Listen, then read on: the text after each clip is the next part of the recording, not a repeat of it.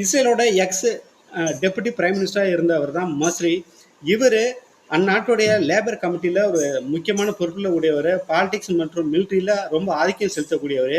இவர் தன்னோட ஸ்டேட்மெண்ட் என்ன சொல்லியிருக்காரு, இஸ்ரேல் ஏற்கனவே பாலஸ்தீனை, ஏமன் மற்றும் ஈரான் மேலே கடந்த ஜூன் 13 அட்டாக்லாம் நடந்துகிட்டு இருக்கு. இந்த அட்டாக்குக்கெல்லாம் முக்கிய நோக்கமாக பார்க்கப்படுறது என்னன்னா, நியூக்ளியர் வெப்பன்ஸே இருக்கக்கூடாது. இந்த நியூக்ளியர் வெப்பன்ஸ் எது வரைக்கும் அழிக்கப்படலையோ அது வரைக்கும் எங்களுடைய தாக்குதல் ஒவ்வொரு நாட்டு மேலே தொடுப்போம் அப்படின்னு ஏற்கனவே சொல்லியிருக்காங்க.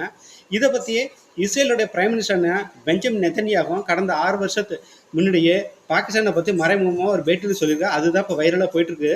இப்போ இனிமேல் நாங்கள் அட்டாக் பண்ண போகிறது பாகிஸ்தான் தான். எங்களோட இலக்குலேருந்து ரொம்ப தூரத்தில் இல்லை பாகிஸ்தான். அவங்களோட நியூக்ளியர்னாலே எங்களோட தேசத்துக்கு அச்சுறுத்தல் இருக்குது அப்படின்னு சொல்லியிருக்காங்க.